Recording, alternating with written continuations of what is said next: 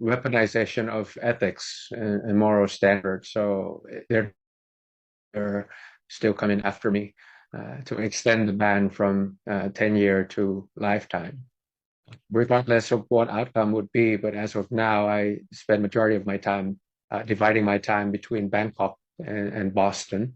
So I still continue to do my role here as a civic person, as a civil society, part of civil society to help the People's Party to campaign, hoping that they win more elections next time. To give you a context, when the two directors were filming, Future Forward, the point zero version, got 8 million. When it's a 2.0 version, we got 14 million.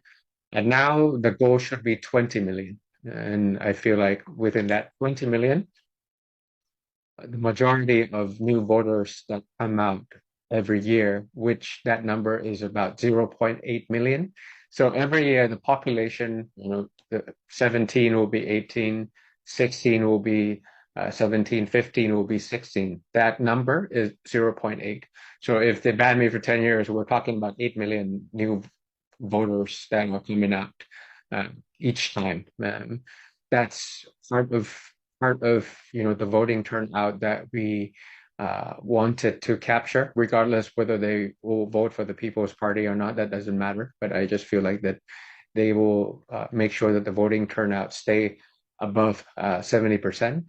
And also at the same time is the overseas voting that matter a lot. I actually have data set of all the cities that voted last time. Sydney, number one.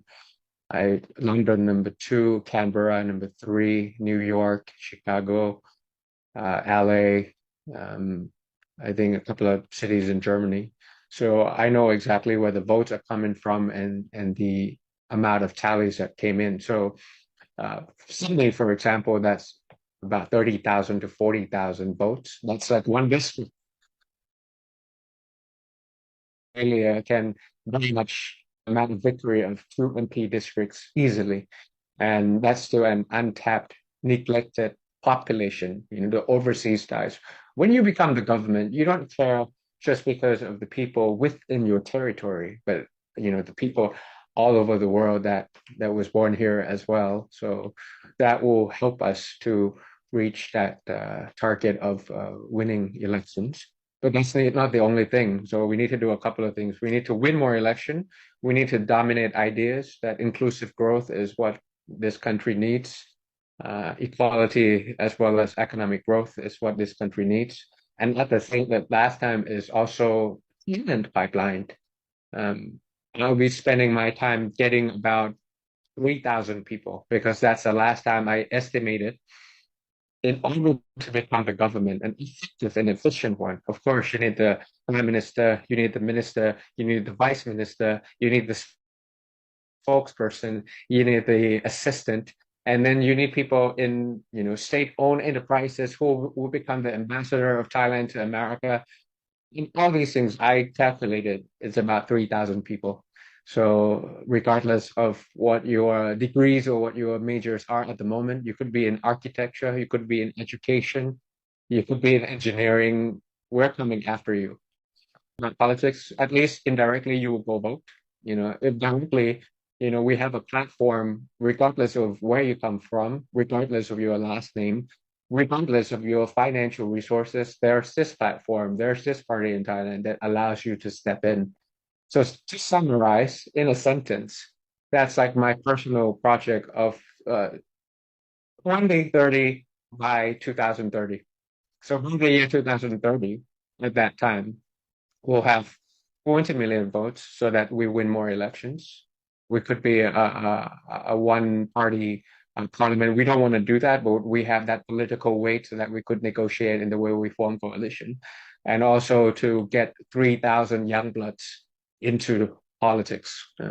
I think that's how you reinvigorate a body. I mean, if the body is old and damaged and weak, well, once you have that fresh blood coming into politics all the time, even though it's ugly, it's dirty, it's a waste of time, but once you get it in, things will start to change from within.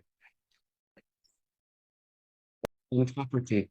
That's what we were criticizing, regardless of party names.